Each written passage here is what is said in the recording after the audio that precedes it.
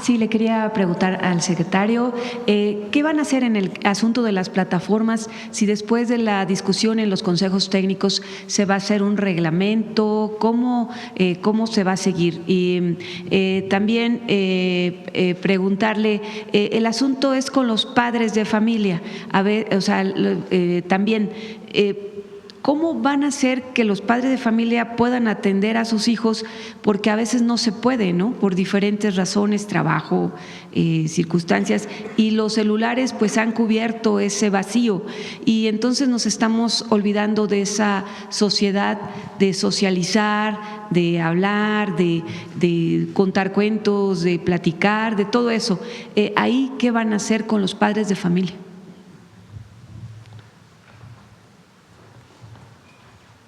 Gracias.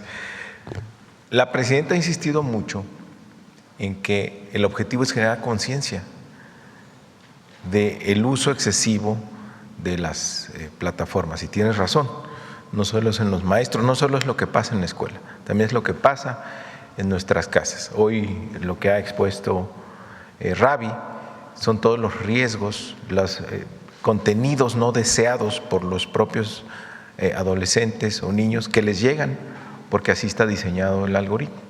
Entonces tenemos que generar conciencia sobre eso.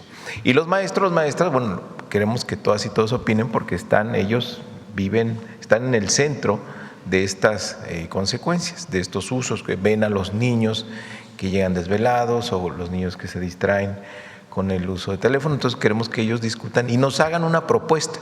Vamos a decirles a los maestros en el Consejo Técnico, bueno, sí, dialoguen, debatan sobre esto, pero háganos una propuesta. ¿Ustedes qué opinan? Y con eso lo vamos a llevar a la CONAEDU, que son todos los secretarios de Educación, para revisar la propuesta de las y los maestros. Y ahí veremos qué medidas tomaremos.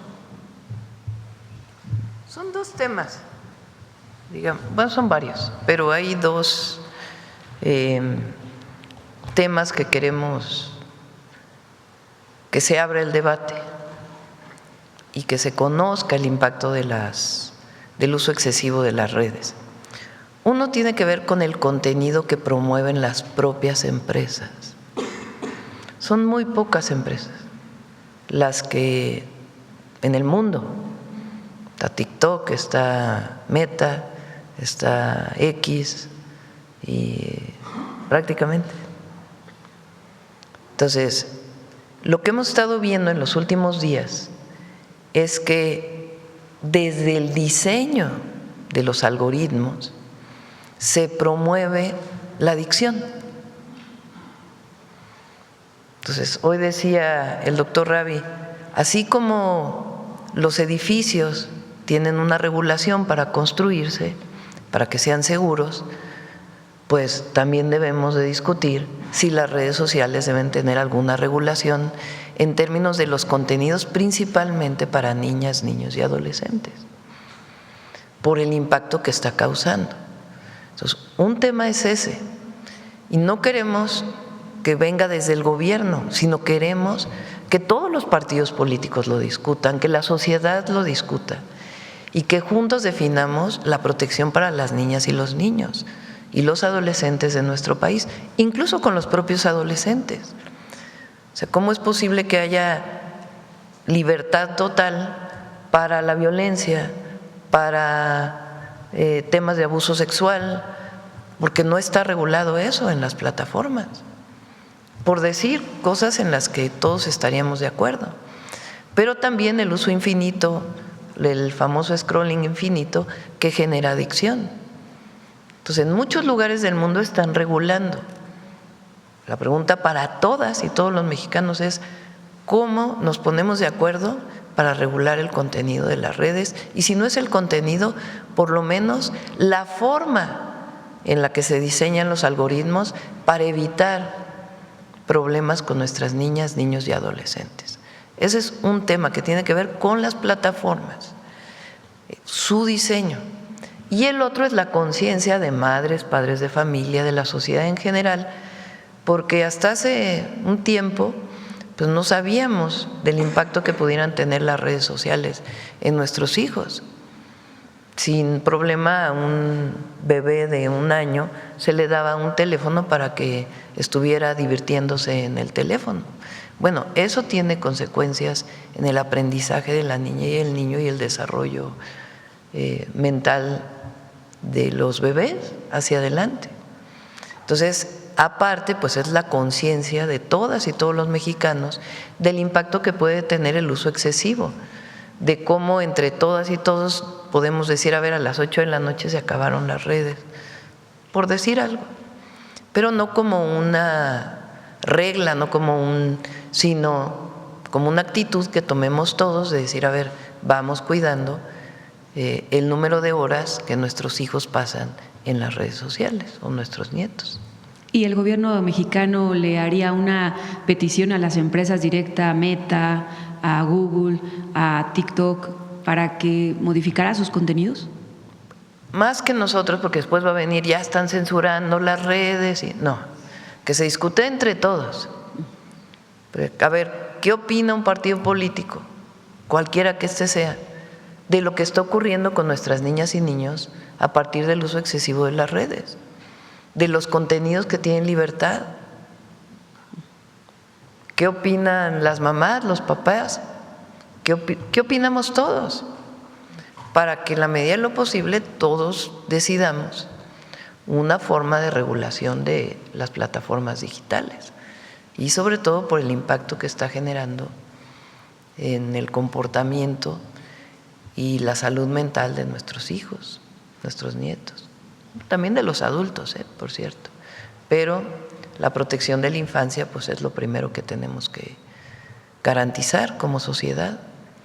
Entonces, por eso queremos que se discuta, no es que la presidenta piensa esto y ya mañana va la ley, no, porque es un tema, por ejemplo, esta idea de que los jóvenes no puedan tener acceso a las redes sociales. Pues, desde mi punto de vista, pues es muy problemático. ¿Cómo lo vas a controlar? Si tienen o no tienen. Y luego lo prohíbes y se acercan más a buscar un tema porque está prohibido. No, definamos otros esquemas en donde ya estamos viendo a nivel internacional que si a las plataformas les decimos, a ver, esto en México no puede ser, no puede ser, no puede ser, no puede ser, entonces, y personalmente cuidamos a nuestros hijos para que no pasen tanto tiempo en las plataformas. Es algo, no todo lo define el gobierno, tenemos que discutir en la sociedad muchos de los temas como esto. Y todavía no hablamos de la inteligencia artificial, estamos hablando solamente del uso excesivo de las plataformas y el impacto en niñas, niños y jóvenes. Y de la inteligencia artificial luego, ¿verdad? Sí, ya después vamos con eso. Gracias. A ver, otros por acá. A ver, la compañera.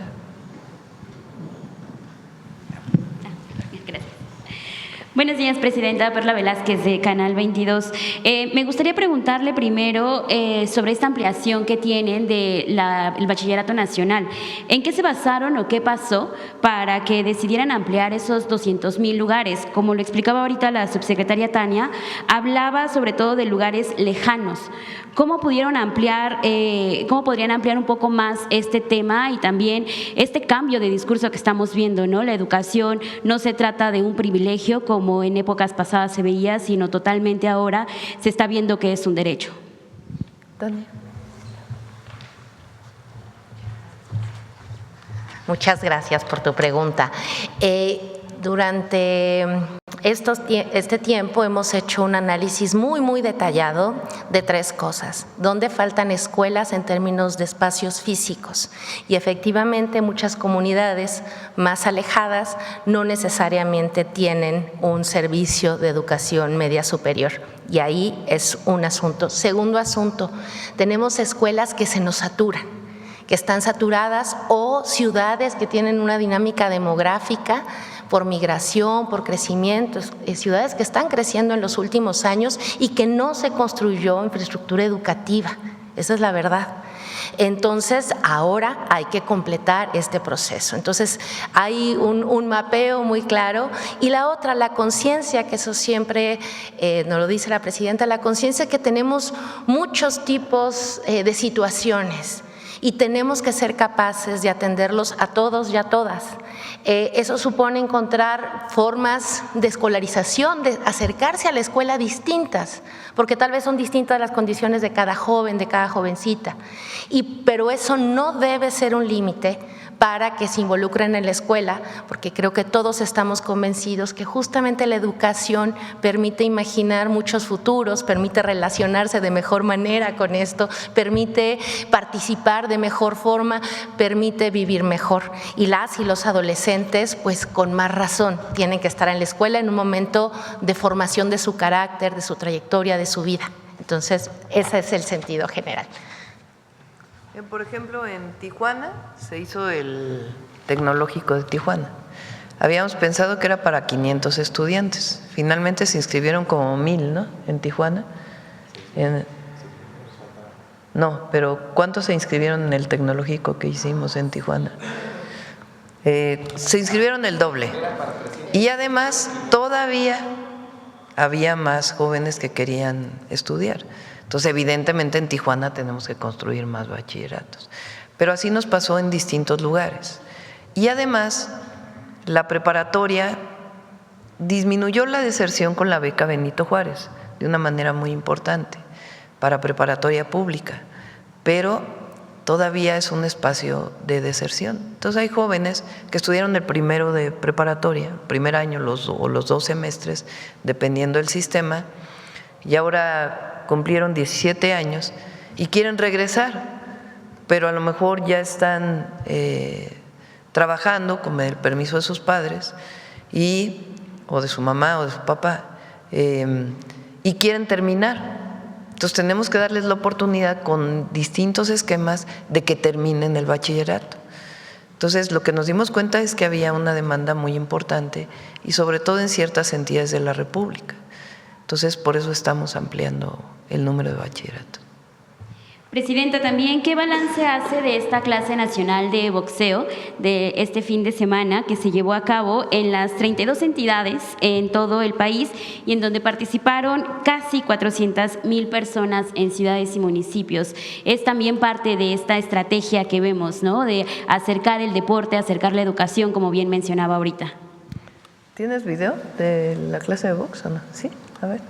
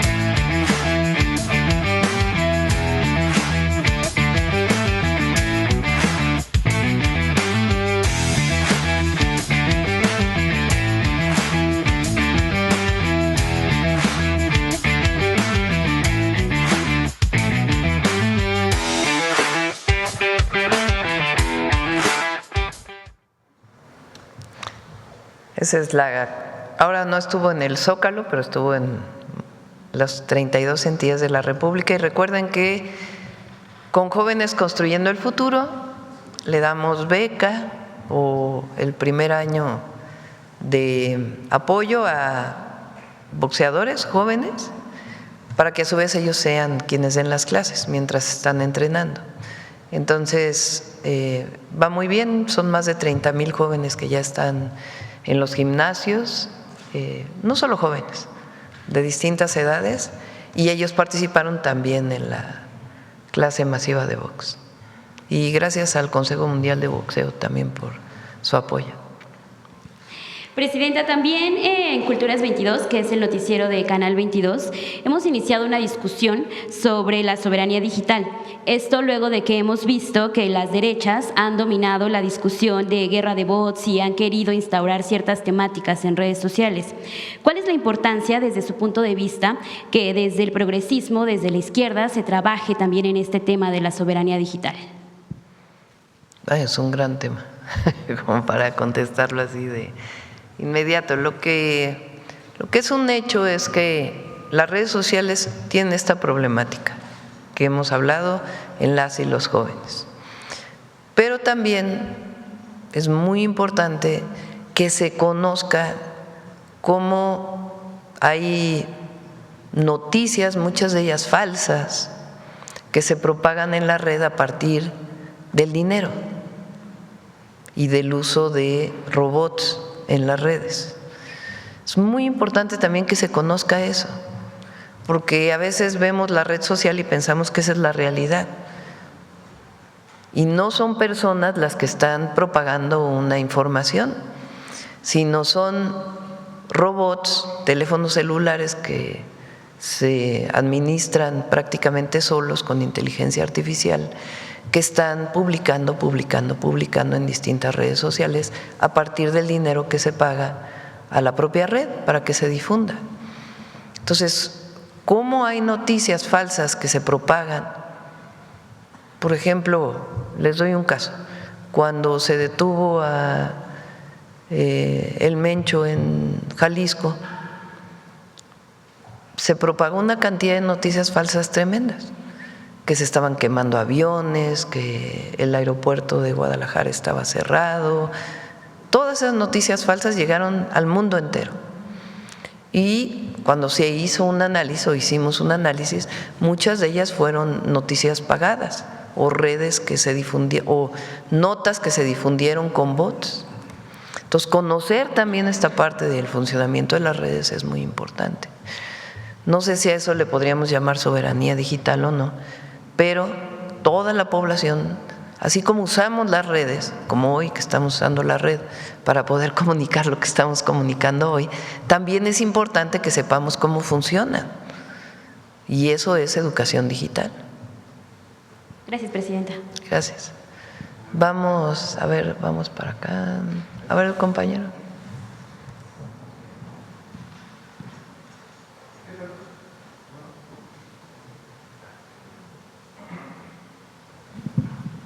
Gracias. ¿Qué tal, Presidenta? Muy buenos días a usted y a todos mis compañeros. Mi nombre es Juan Fierro, soy del periódico tiempo.com.mx y Puente Libre MX de Ciudad Juárez. La primera pregunta es acerca del arancel que implementó el gobierno chino a la nuez mexicana, conocer qué diálogo ha tenido con los productores y con la embajada aquí china, y si el arancel que puso el gobierno mexicano a los fertilizantes chinos obedece, pues, o es la respuesta, pues, a este arancel. No, tiene que ver con otro tema y está la Secretaría de Economía, tanto en comunicación con con sus homólogos en China a través de la embajada China en México, de China en México, como en contacto con los productores. Y pedimos a ver si se puede informar con mayor detalle de este tema. Gracias, Presidenta. El otro tiene que ver con un asunto de una firma que realiza el presidente de los Estados Unidos con lo que es una orden ejecutiva, en donde de alguna otra manera regula lo que ellos llaman el turismo de nacimiento o turismo por maternidad. Este tema ha causado mucho revuelo, sobre todo pues en la frontera, en donde pues era muy común el cruzar las mamás mexicanas a los Estados Unidos. En este caso, preguntarles si han visto de alguna otra manera cuál es pues sí, el alcance de esta firma del presidente Donald Trump y cuál es el consejo que da el gobierno mexicano a las mamás que ya o pueden que se le cancelen las visas o bien alguna sanción por parte del gobierno mexicano, estadounidense.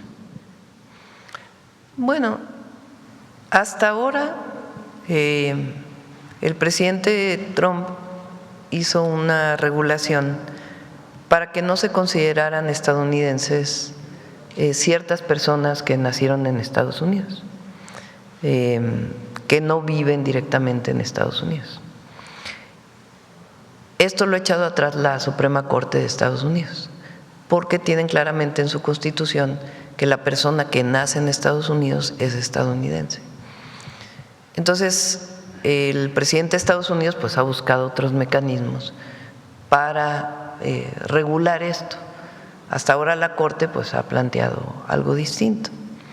Entonces, no tengo conocimiento de qué tan común es que una persona cruce a Estados Unidos para que nazca ya su bebé y sea reconocido como estadounidense y regrese a México. No conocemos las estadísticas de ello, pero en realidad si llegara a ocurrir, son muy pocos casos. No hay algo masivo que esté ocurriendo en este sentido.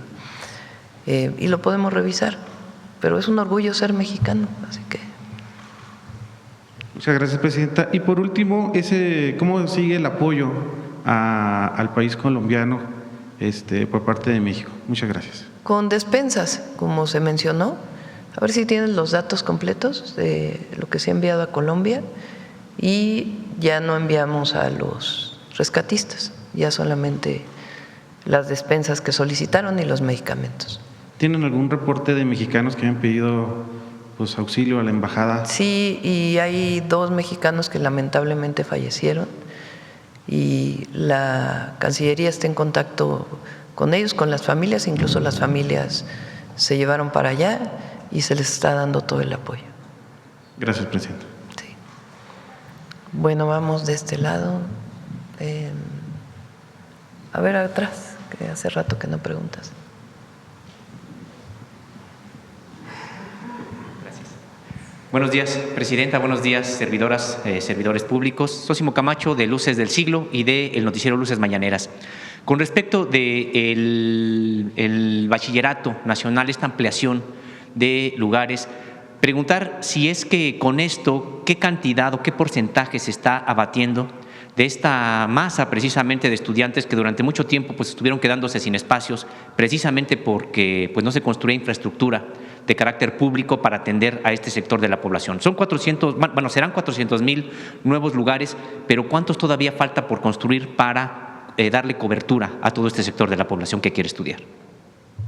Mario.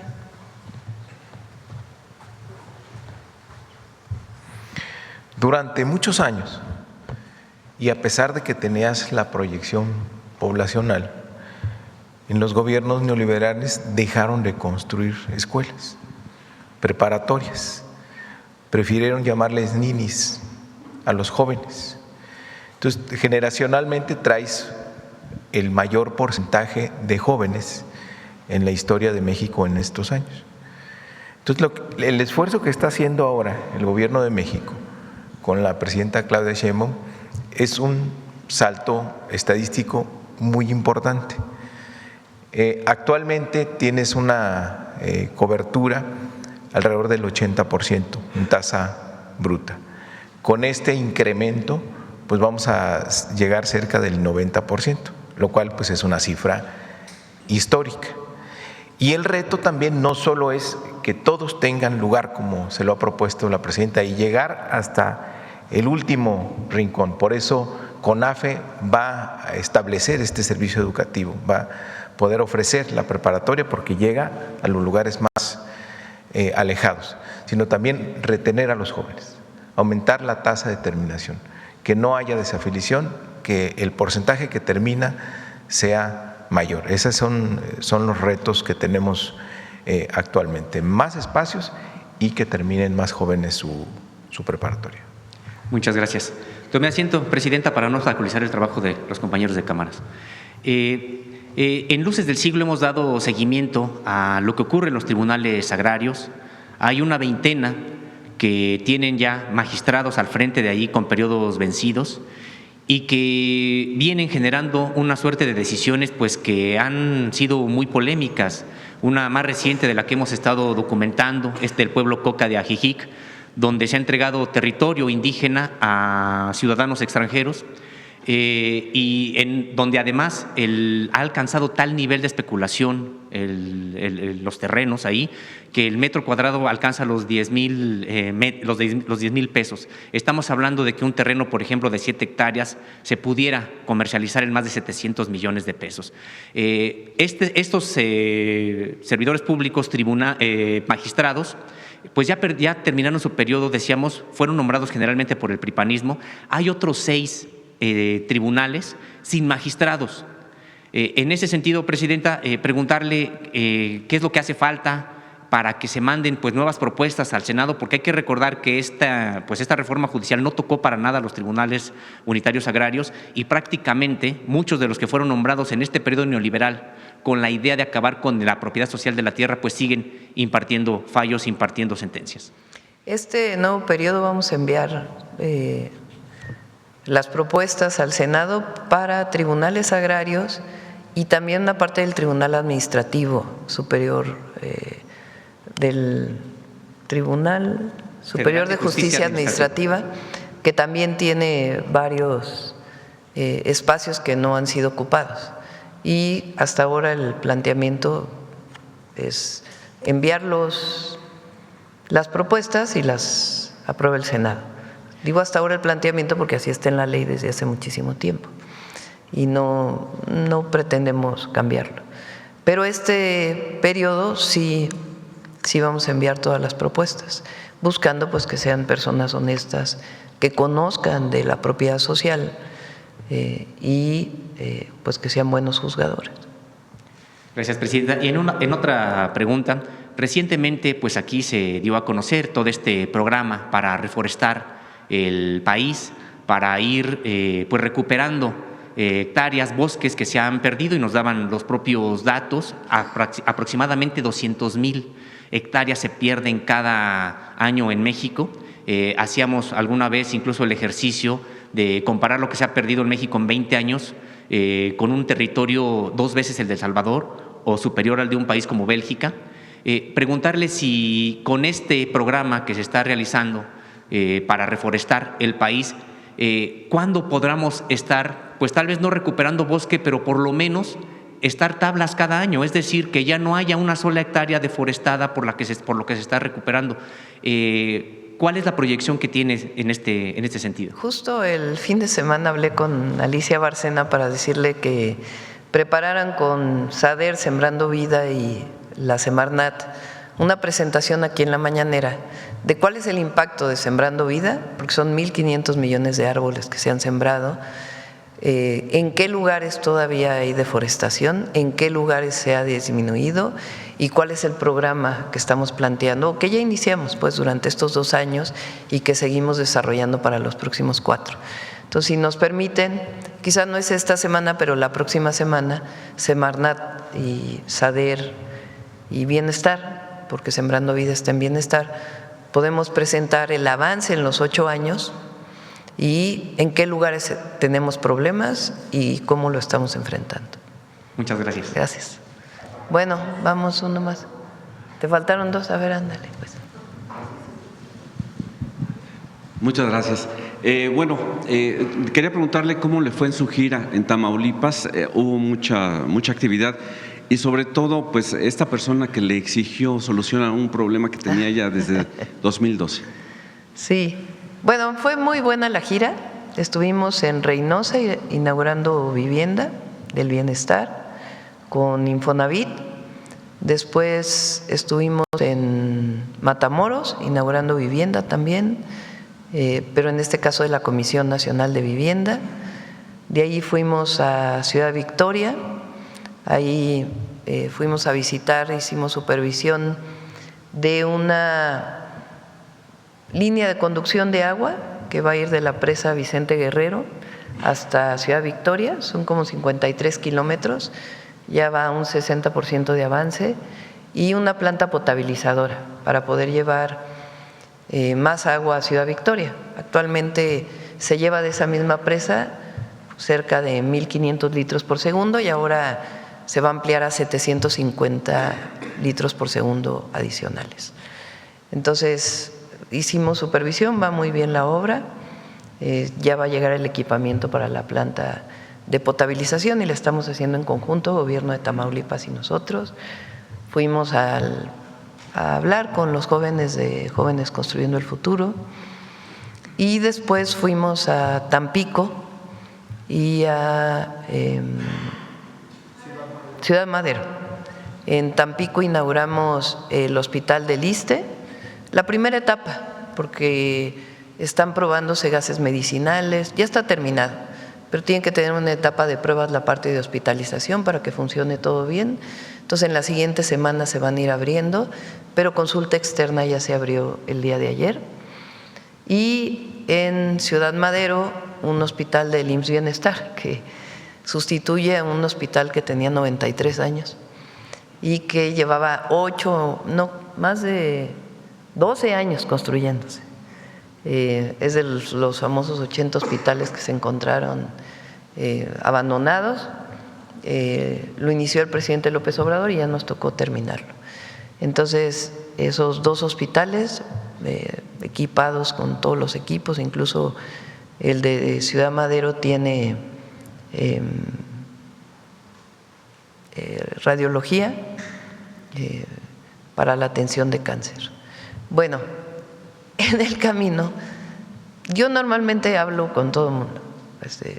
Cuando vamos llegando en el vehículo, pues mucha gente me da gestiones, las atendemos a través de Adriana, que anda por aquí, de la atención social de la Presidencia de la República, con todo el gobierno, y cuando son temas estatales o municipales, pues entramos en contacto con los estados o municipios. Hay un video por ahí de un señor que me gritaba, fuera, fuera, y me regresé y le digo, a ver, ¿por qué me gritas fuera? Y me dijo, es que queremos la libertad de Dana. Dana es una joven que está detenida en este momento por el caso de la escuela militarizada, donde falleció una joven. Están detenidos el director, una maestra, y detuvieron también a una compañera de la misma edad que presuntamente participó. Los padres, las familiares y los vecinos están pidiendo su libertad porque dicen que no participó. Entonces recibí a los padres de familia ya dentro del hospital, hablé con ellos y quedé con ellos que le iba a pedir a la fiscal general que analizara este caso para ver cuál era la condición de la joven. Está en la Fiscalía Estatal, también el gobernador va a hacer lo propio, pero yo le pedí a la fiscal general que pudiera ver este caso, porque a lo mejor la joven pues es también víctima y no necesariamente ella participó en este proceso. Ese era un tema. Otro tema, por ejemplo, en el caso de Matamoros, en el mitin estaban unas madres buscadoras con familiares, terminó el mitin y las recibí, hablé con ellas y ya está en contacto la Secretaría de Gobernación con el grupo de madres para poder apoyarles en todo lo que necesiten. Y está este otro caso, como muchos otros. Entonces íbamos andando y esta señora, muy, muy enojada, le pegaba a la camioneta. Y entonces le pedí al compañero que maneja, a ver, detente para escuchar a la señora, ¿por qué está tan enojada? Se tuvo que dar la vuelta porque había muchísima gente. Al principio no la encontrábamos dónde estaba, hasta que al final, a ver, traigan a la señora para ver qué problema tiene. Es un problema que viene de 2012, si uno ve todo el video completo, ella lo dice. Está muy enojada, es un tema en realidad pues municipal y estatal. La señora está enojada porque tiene problema con unos vecinos y ella dice que son delincuentes sus vecinos. Y le construyeron una barda que le está afectando a su propiedad y está muy enojada y entonces lo que quería pues es apoyo. Pero bueno, estaba tan enojada que pues yo pacientemente le dije, a ver, déjeme tomar su nombre, no quiso su nombre, bueno, dígame en qué lugar es, y le pedí al gobernador pues que la fiscalía o la policía interviniera para que fuera a su casa. Ya el día de ayer ya incluso ya fueron a su casa. Pero eso fue lo que pasó. O sea, yo misma pedí que se acercara para que pudiera decirme cuál era su problema. Y en general actúo de esa forma. Si alguien me dice algo, pues me acerco y busco la manera de conocer cuál es el problema y buscar una solución. Pero pues así fue. Y ella también pues estaba muy molesta con los reporteros, estaba molesta con todos, no solamente con la presidenta y con todos, pues es su manera de expresarse, digamos. Pero bueno, de todas maneras vamos a atender el problema porque pues vamos a buscar solucionarlo. Muy bien, y ya para finalizar, hablando usted de… Ahora también, eso sí fue sorpresa, me recibieron los estudiantes de la Universidad Autónoma de Tamaulipas cuando iba a un evento con los servidores de la Nación. Fíjense lo que es ya ven que cuando llego con los niños me dicen 6-7, que es algo que se volvió viral en las redes y es como una forma de comunicación con las niñas y los niños, ¿no? Pero acá los jóvenes también, entonces me moría yo de la risa con ellos por lo que me pedían y además se les acaban de dar más becas, entonces estaban muy contentos. Muy bien. Y bueno, para finalizar, hablando usted de obras inconclusas, encontramos que el viernes se hizo pública una consulta de Mitofsky, una encuesta, en donde preguntan ¿cuál de los siguientes expresidentes del PRI y del PAN cree usted que hizo cosas más importantes para México? Y están hablando desde Salinas de Gortari hasta Peña Nieto. Y curiosamente la respuesta es que la mayoría de la gente opinó que no habían hecho ninguna acción. Sí, no recuerdan. El 60%. Sí, no hay recuerdo pues de qué se hizo. A lo mejor la privatización o no sé, pero no hay recuerdo de lo que se hizo. Por eso cuando pregunto, en la época de mayores excedentes petroleros, que fue la época de Fox y de Calderón, digamos del periodo neoliberal, ¿qué se hizo? Estamos hablando de miles de millones de dólares de recaudación adicional y nadie recuerda qué fue lo que se hizo en aquella época. Muchas gracias. Gracias. Vamos con una más, si les parece. A ver acá, la compañera, y cerramos.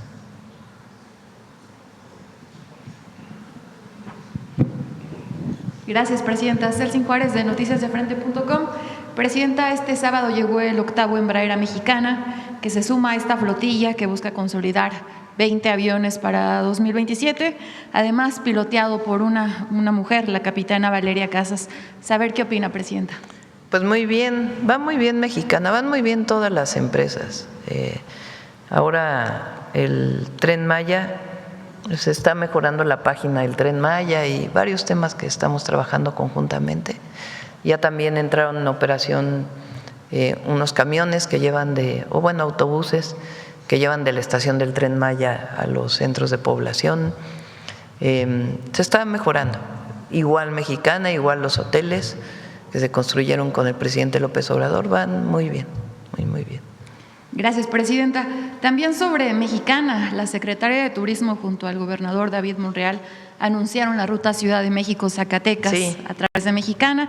Saber qué opina, qué significa para México, para el Estado, para la Es muy importante aerolínea. La recuperación de Mexicana, muy importante. Además está pensada porque en este momento critican mucho de que se le da recursos a Mexicana para su operación. Y en efecto hay una parte que se le da, pero así fue planeado desde el principio. Y en unos años va a llegar a su punto de equilibrio ya cuando estén los 20 aviones aquí, porque cuando tienes una flota menor, pues tienes todavía costos de operación, pero cuando lleguen los 20 va a llegar a su punto de equilibrio de tal manera que con el ingreso de los boletos pueda operar perfectamente. Entonces, y además pues es como no… En este caso no se está pensando en las ganancias, sino sencillamente en cubrir los costos de operación y mantenimiento, entonces pues los boletos son mucho más baratos y pues da una opción muy importante que de otra manera las aerolíneas comerciales no tendrían. Entonces ya está el vuelo a Sonora y ahora va a Zacatecas. saber si hay fecha de apertura de esta ruta, Presidenta. Se hablaba que a fin de año, pero no sé si usted tenga ya alguna fecha Invitamos prevista. a Mexicana, si quieren, a todas las empresas para que puedan informar, ya lo tenemos agendado. Gracias, Presidenta. Ya por último, este fin también inauguró otro hospital del IMSS en Tamaulipas. Con esto pues ya suman 32 en su administración. ¿Cuántos más se tienen contemplados, Presidenta? ¿Y qué significa en términos de salud, de ampliación de espacios para México? Son 32 hospitales, en efecto, inaugurados en estos pues casi 2 años. Todavía vienen más, que esperamos que ya podamos aperturar. Y son 9,000 camas en total que queremos abrir. Y en efecto, el periodo neoliberal fue muy dañino para muchísimos temas, pero en particular para la salud pública.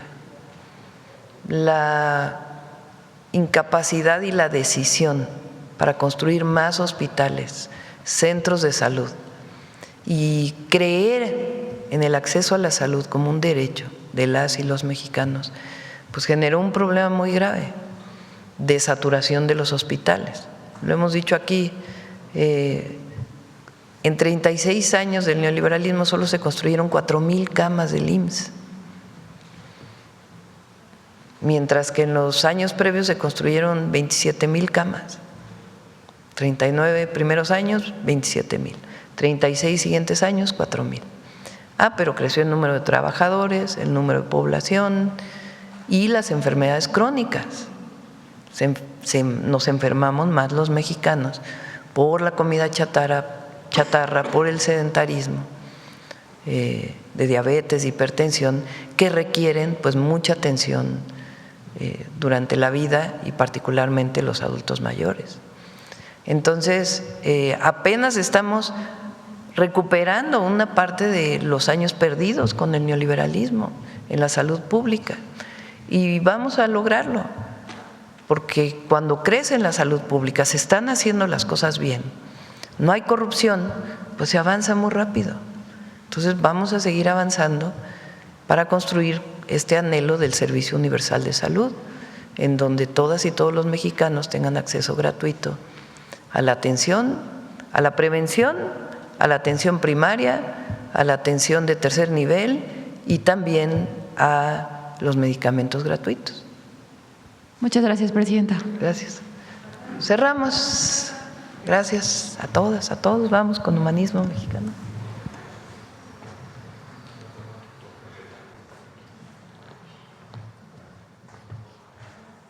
Muy buenos días, Presidenta. Buenos días, secretarios, subsecretarios, procurador.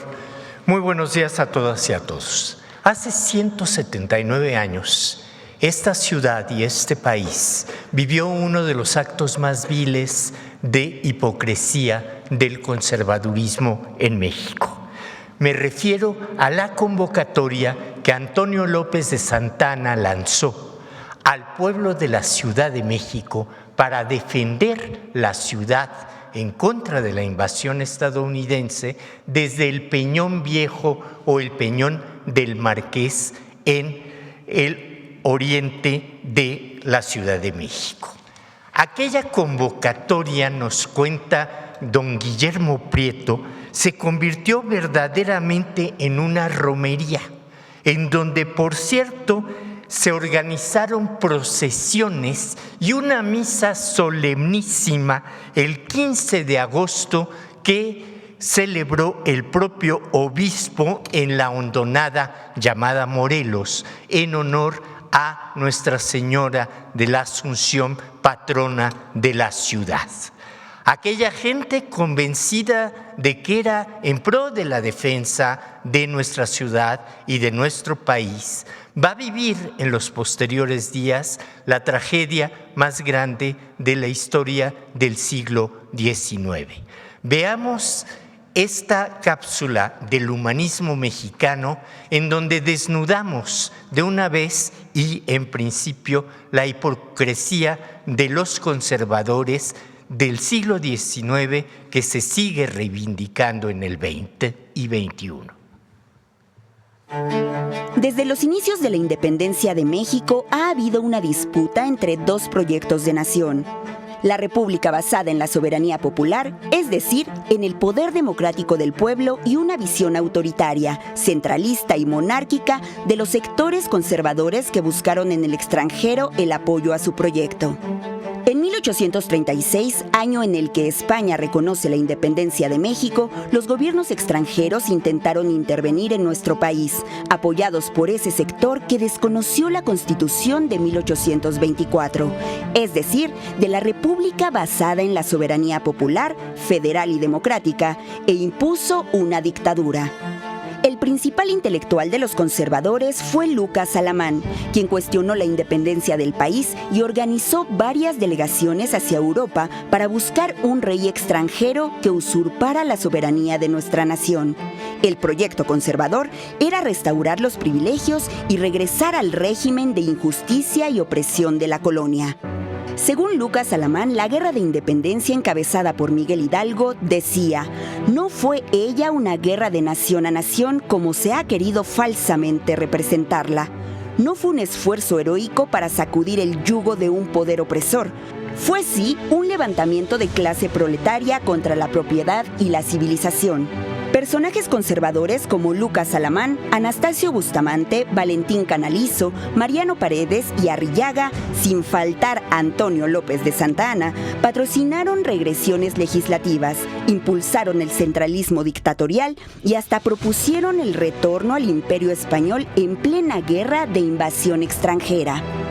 El general Santa Anna, el que de 1833 a 1855 ocupó 11 veces la titularidad del Ejecutivo y cuyo legado la historia solo mantiene en la memoria, sus estrepitosas derrotas militares, la pérdida de la mitad del territorio, los fastuosos entierros de su pata, su autoproclamación como Alteza Serenísima, y nos heredó el nombre de nuestra Plaza Mayor, al robarse el dinero del Monumento a la Independencia, del cual solo se construyó el zócalo de la columna en la Plaza de la Constitución. La gente nombró Zócalo a nuestra Plaza Mayor para no olvidar ese fraude. Este representante del conservadurismo mexicano frente a la invasión estadounidense el 15 de agosto de 1847 alertó al invasor extranjero de la ubicación del ejército a su mando en el Peñón Viejo, al celebrar la fiesta de la Asunción, y negó el apoyo militar, balas y armas a los generales Gabriel Valencia en el frente sur de la ciudad, así como al general Anaya en Churubusco, obligándolo con ello a capitular no por cobardía, sino como le dijo al general estadounidense: si yo tuviera parque, usted no estaría aquí. Los sobrevivientes de las batallas de Churubusco y Chapultepec, apoyados por el pueblo de los barrios pobres que atacaron con piedras, macetas y aceite hirviendo al enemigo, impidieron al invasor, ocupante de la ciudad, salir de noche.